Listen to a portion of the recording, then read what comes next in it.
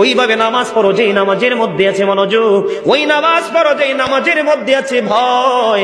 তুমি নামাজটা পড়তে হবে এমন ভাবে বন্ধু, একজন নামাজে দাঁড়ালেন, বন্ধুরে আমার, নামাজে যখন তিনি দাঁড়ালেন, দাঁড়ানোর পরে তিনি বলতেছেন আমি নামাজটা এমন ভাবে পড়তে চাই। কিভাবে পড়ি? কই আমি নামাজটা এমন ভাবে পড়ি, যখন আমি নামাজে দাঁড়াই আমার কাছে মনে হয় আমি ফুলচেরাতের পোলের উপর দাঁড়িয়েছি।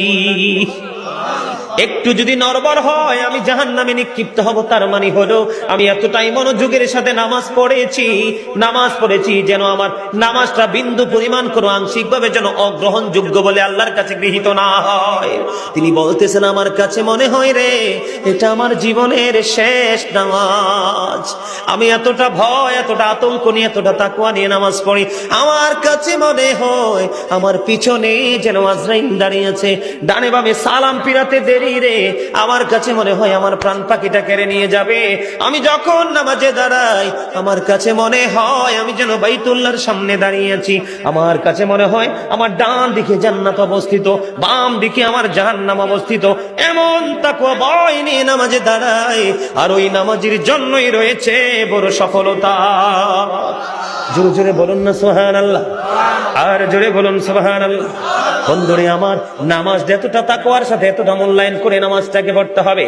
আমাদের একজন কিতাব গ্রন্থের প্রণেতার নাম শুনেছি ইমাম বুখারী। যিনি বুখারী শরীফ রচনা করেছেন, ইমাম বুখারীর নাম শুনছেন নিশ্চয় সবাই। মুসলমান ইমাম বুখারীর নাম শুনে নাই এমন কোন মুসলমান পৃথিবীতে নাই বন্ধু। ইমাম বুখারী এমন ভাবে তিনি নামাজ পড়তেন, উনি যখন নামাজে দাঁড়ালেন বিষাক্ত ভীমরোল তাকে কামড় দিল। কি দিল? বিষাক্ত ভীমরোল পোকা তাকে কামড় দিল বন্ধু।